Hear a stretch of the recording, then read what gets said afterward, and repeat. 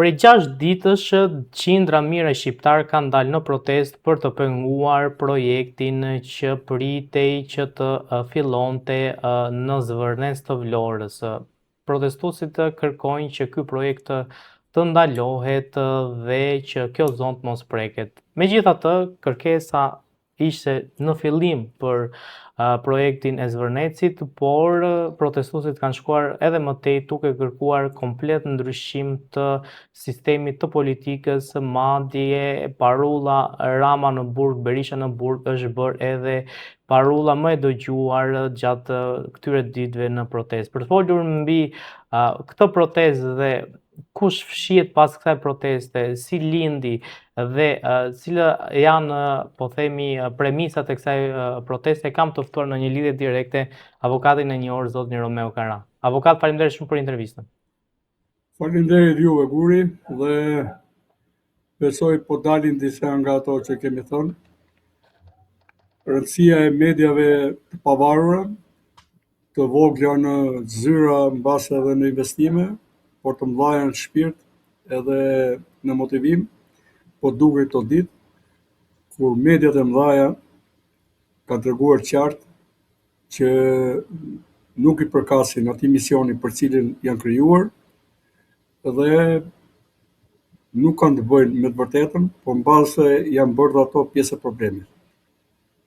Kështu që parashikojeni të ardhme, ne duhet të riformatojmë edhe një herë tregun e medias. Ato frekuenca janë kombëtare dhe duhet i përkasin të vërtetave të mëdha dhe nuk mund të bëhen objekt shantazhi apo biznesi, apo të servire në formën e mbulimit të vërtetës edhe deformimit të saj.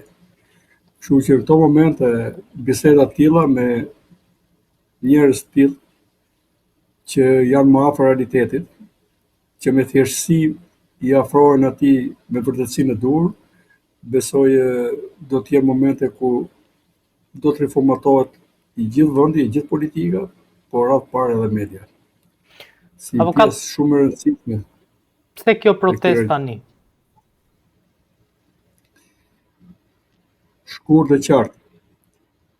Unë që ditën e parë që kam parë atë tërheqjen zvarr të personave, goditjen e atij personi, kam thënë kjo është një arrogancë e papranueshme, e cila ndodhi në sytë edhe në nënhundun e policisë së shtetit, dhe është një arrogancë e cila ishte mbjellë prekosh.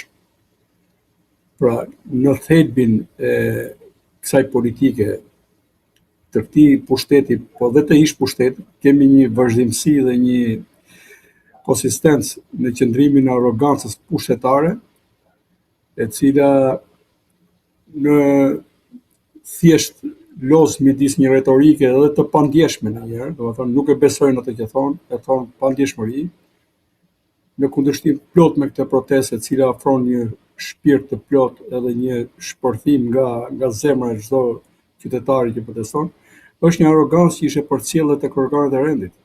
Pra heshtja e tyre tregonte që ata ishin të pafuqishëm të kundërvihen kësaj arrogance, ose kanë kohë që nuk i kundërvihen kësaj arrogance. Pra vetë arroganca ka krijuar pushtetin e saj, shoqëruar dhe me frikën e shqiptarëve përgjithësi. Dhe ishte një moment ku mbush kupa dhe shqiptarët thanë boll më me frikë, u lodhëm duke pasur frikë, u lodhëm duke bërë sikur jemi dakord me ju. Tani po ju themi, dhe nëse e shohim mirë protestën, ka persona që janë pjesë, janë bijtë atyre policëve, që janë bijtë e socialistëve, bijtë e demokratëve, por që nuk e pranojnë dot më këtë realitet. Pra, ishte pika ku gota e mbushur u derdh, edhe tani besoj që shënoi një fitore ku më rëndësishme është u vra frika.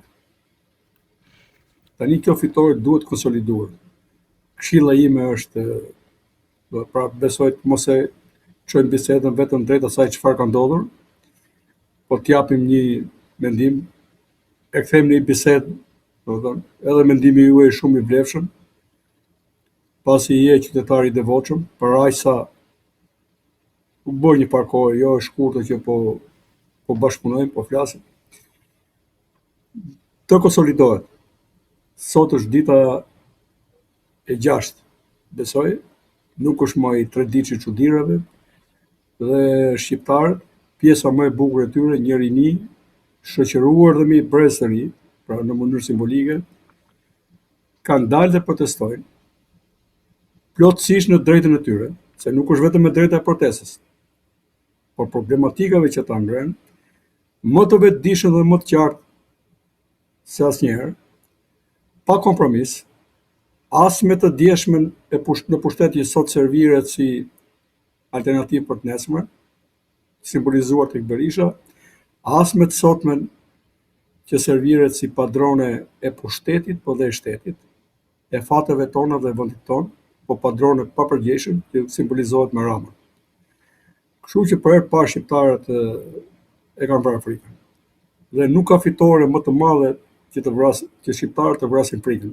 Kanë qenë peng i saj, peng i frikës pushtetit, i vendeve të punës, i kriminalëve, jo në kohë të çdo pushtet bën aleancë për kriminalët, po këta e kanë kaluar në shkallën më sipërore dhe jo në kohë të unë mundohem ta theksoj këtë që gjëja e parë është të vrasësh frikën. Në përballje me të keqen duhet të vrasësh frikën. Besoj se u arrit një fitore, u toroqën, u distancuan nga musit pa tru, po që ka pas një tru tjetër pas tyre, edhe një frymëzim tjetër pas tyre, u distancuan nga gardi, do të distancohen edhe nga investimi, unë për të jam i sigurt. Pavarësisht që ose do rrëzohen me gjithë investimin, pavarësisht që në retorikë mundohen të japin garet vetes duke etiketuar në mënyrë më të shëmtuar protestuesit si budallëj apo hoxhë bonxhë që nuk kanë tru në kokë dhe si u kanë ngelur dras në kokë. Është një shkelje e rëndë e etikës të një pushtetari. Pra nëse do të ishte një politikan i thjesht, një ministër i thjesht, kudo në Europën Perëndimore do të jepet dorëheqjen. Kemi disa raste që nga Britania e deri në Ungari që ka dhënë dorëheqjen për ofendime edhe më të vogla se kaq. Por unë mendoj që janë shprehje të cilat duan të heqin vëmendjen nga substanca e çështjes, nga thelbi i çështjes dhe të ndajnë shoqërinë në dy grupe armiqësore, ne dhe ata. Ne që jemi me progresin, ne që jemi pushteti që i dim gjërat shumë më mirë se të tjerët, ne që me kemi përgjegjësinë e madhe dhe misionin e madh që të punojmë me çdo lloj horri në rrugën tonë të qeverisjes, dhe ata të cilët duhet të jenë nderuar që vuajnë në qeverisjen tonë, por që nuk kanë të drejta, nuk mund të jenë ata të nivelit tonë të na kundërvijnë ne, edhe ta harrojnë ata që ne mund të rrëzohemi etj. Në një kohë që kjo nuk është mendësia e një pushteti të ardhur me votë. Dhe duke folur në këtë mënyrë thjesht thellohet çarja, po mbase kështu do të jetë dialektika dhe e parashkruar, nuk pas ka rrugë tjetër.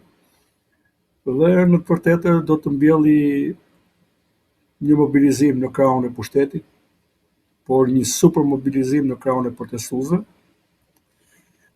të cilëve për merak që në fillim kësaj interviste ju them, ruajeni të pastër këtë protestë siç e keni nisur. Në përvojën time është një nga protestat më shëmbullore që është bërë ndonjëherë në Shqipëri. Ata janë njerëz thjesht, ata nuk kanë nga qielli, po kanë ditur ta ruajnë deri tani.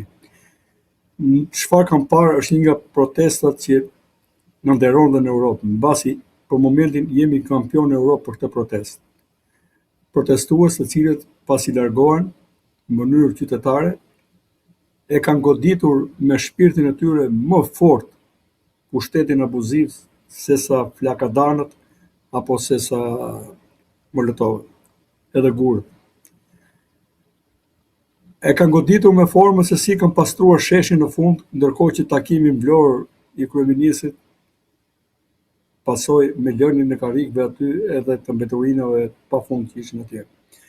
Pra, janë protestues thjesht që kanë dalë për Shqipërinë, kanë dalë për nesëmin e tyre, dhe dua të veçoj një merak që më përcolli një protestuese, më e madhe se unë mosh, me pankarta të ngjitura përpara dhe mbrapa dhe dy në përduar, kur tha vi për një motiv, tha.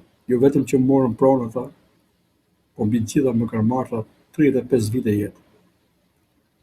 Kësa gjë e bashkojë mua. Dhe për jetën e mëtejshme, jo vetëm timen, e të vendit tim, po edhe për fëmijët e mi.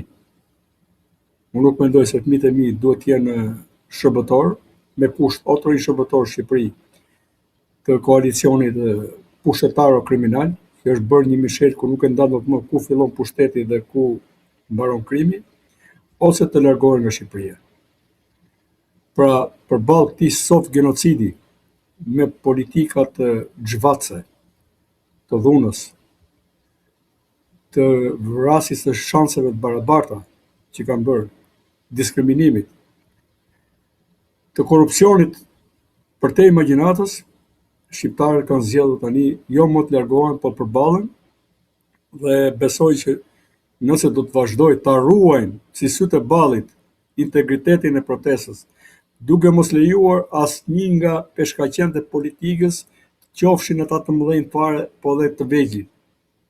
Ata kishin kohë ta gjenin gjuhën për të bërë alternativa të dhura, të rinë atje si qytetar të thjeshtë, se sot është një moment i ri ku duhet të flasin zëra të rinj dhe alternativa të reja. Alternativa të reja nga buritë e vjetra janë të papërshtatshme dhe do e përçajnë protestën.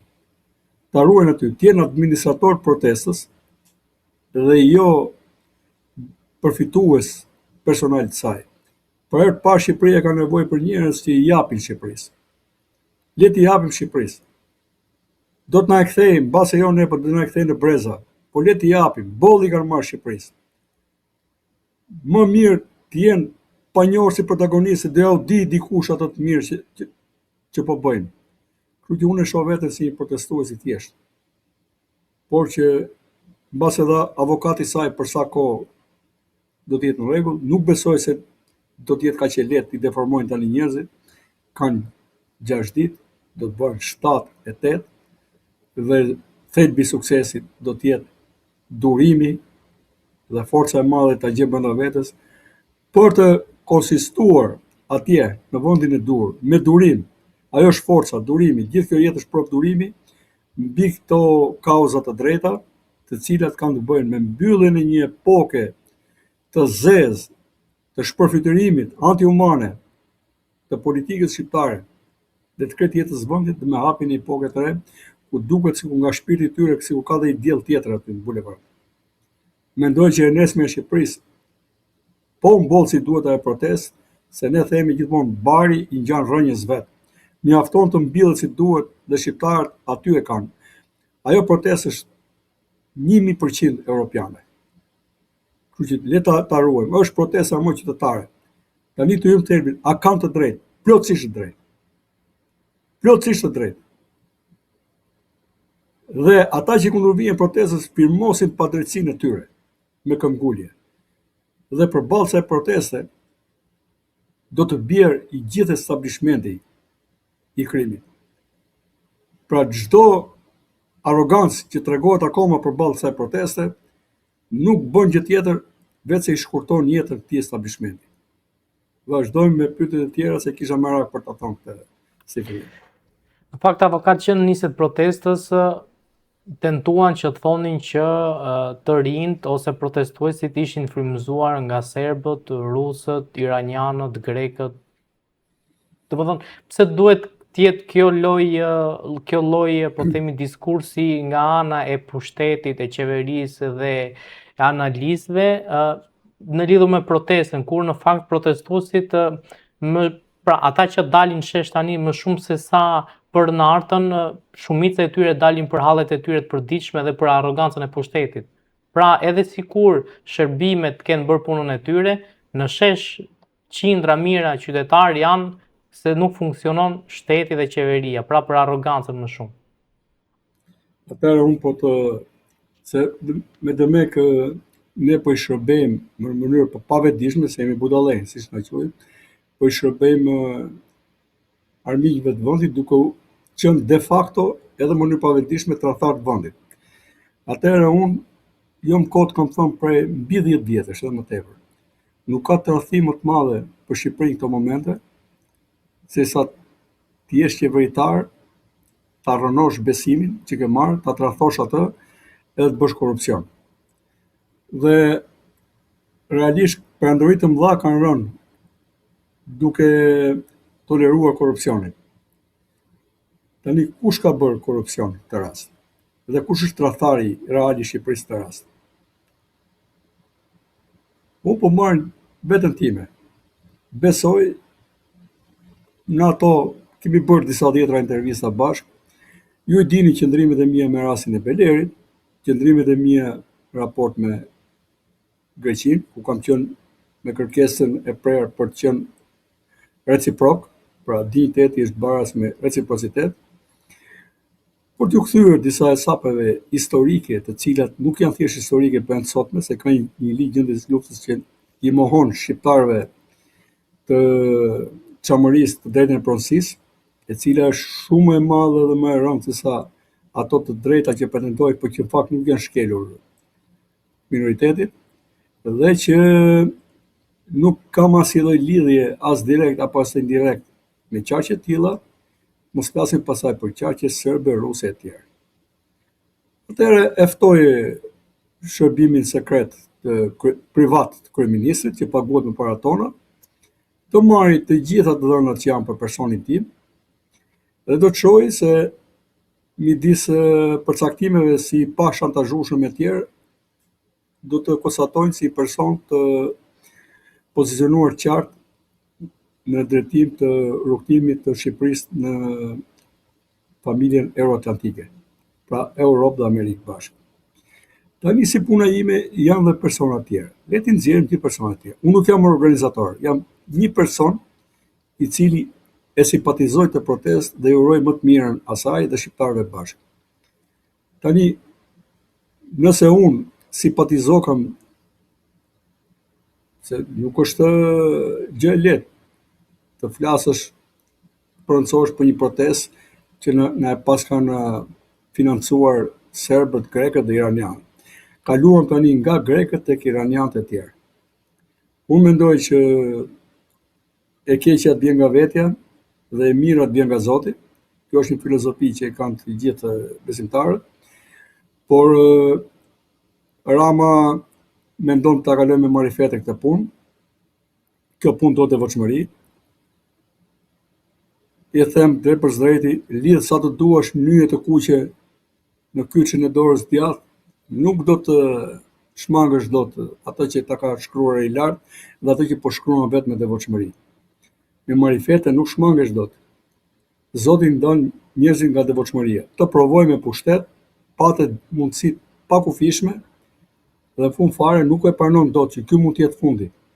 Pra të dalësh nga politika me një fund të tillë. Shtoj sa duhet, i çoj deri këtu mbrojt, i çoj ato nyjet e kuqe. Po nuk patë devotshmëri. Po nuk ja patë me hile edhe vetes, familjes, Zotit, dhe aty ku nuk shojnë, nuk ka nevojë të lidhësh nyje të tilla. Kështu që në filozofinë time si shqiptar edhe si besimtar, unë i bie dalë nga rruga e Zotit nëse unë nuk i gjendem familjes time, vendit tim, të drejtës pronësisë, drejtës besimit e tjerë. Et mos harrojmë se ajo Europë ku do të shkojë zotëria dhe bashkimin me këtë Europë nuk mund ta bënim për kontributin e pa diskutueshëm edhe të pamohueshëm, po dhe pa zëvendësueshëm të besimit edhe Vatikanit. Kështu që ajo Europë ju konceptua si një klub katolik në vitet 70, që mezi lëshoi vend edhe protestantëve të Britanisë, sot është hapur dhe për ne. Për arsye të gjeopolitike e tjerë, pasi jemi në atë korridorin e zonës pivot, që fillon nga Balltiku Veri dhe mbaron pothuaj në Izrael, ku ne përfshihemi, dhe ku ne na duhet thjesht të jemi në minimumin e standardeve të paktë, po jo në këtë mënyrë.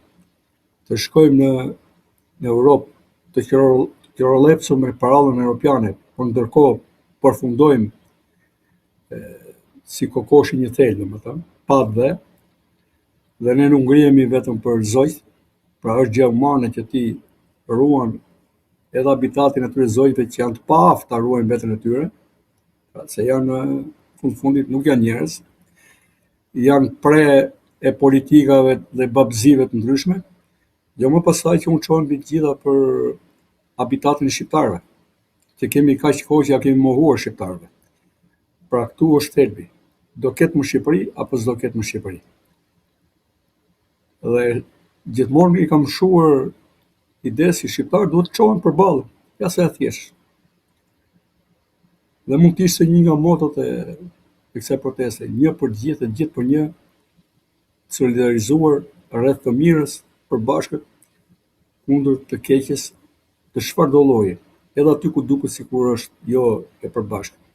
Çdo e keqe po toleruar bëhet e madhe, do të bëhet armike përbashkët. E të ndahen.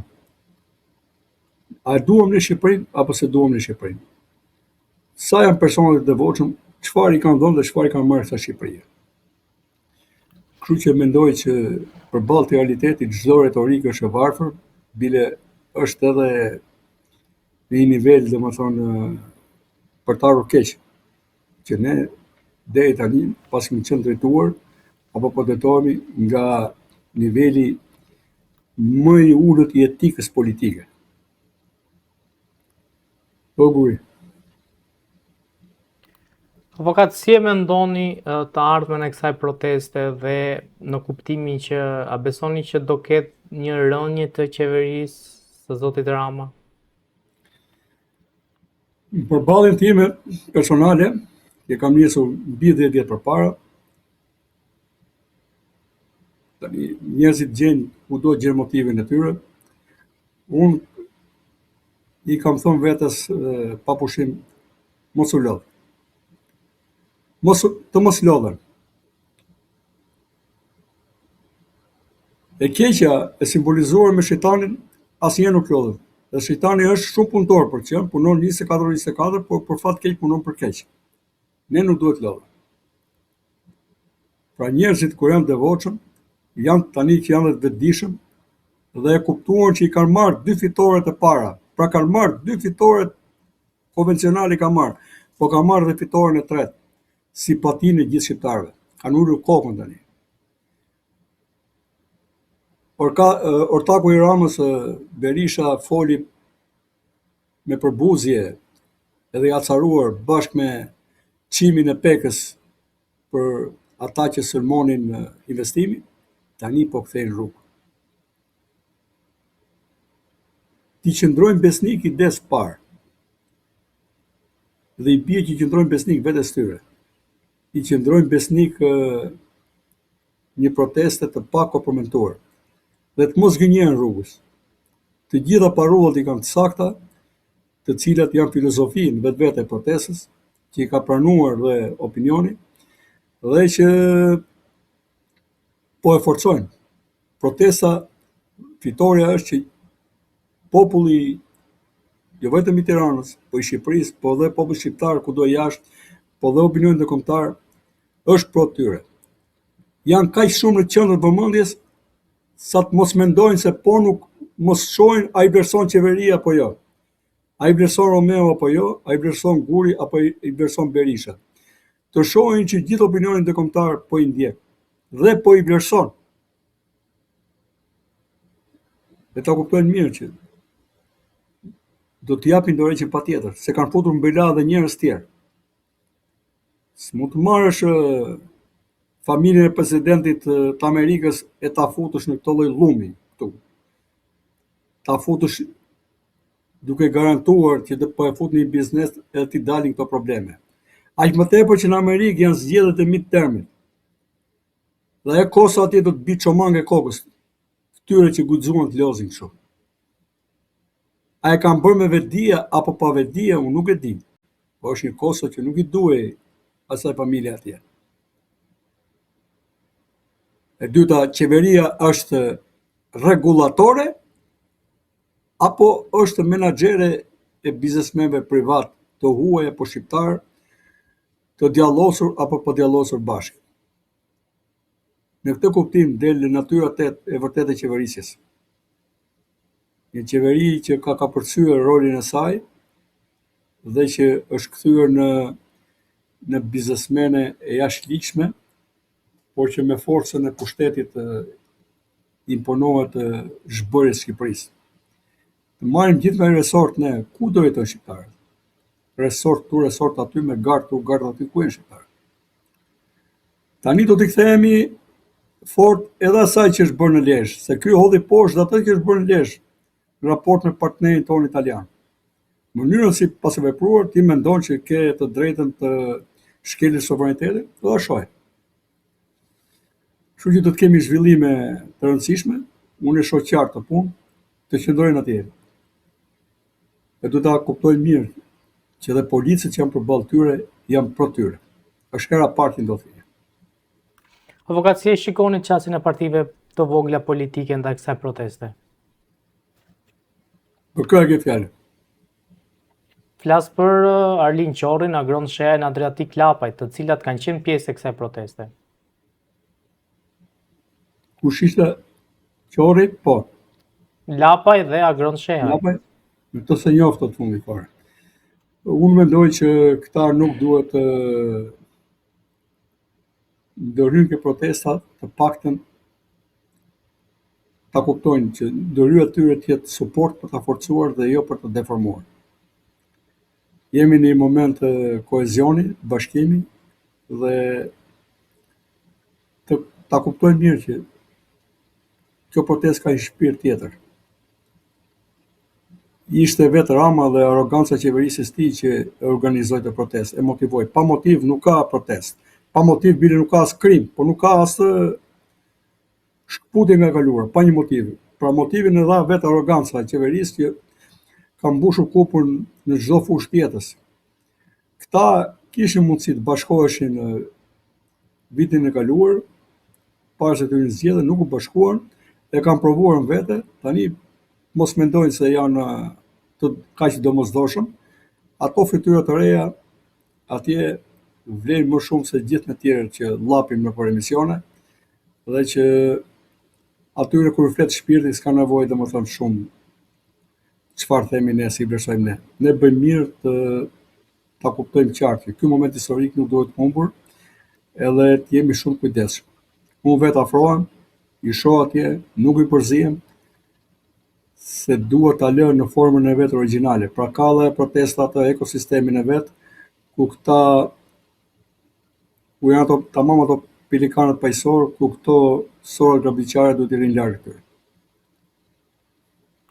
Avokat, faleminderit shumë për intervistën. Shihemi në intervistat Faleminderit shumë juve, edhe takohemi për atë bisedën që tham, se nuk duhet të jesh vetëm rolin e atij që pyet, po edhe bisedave.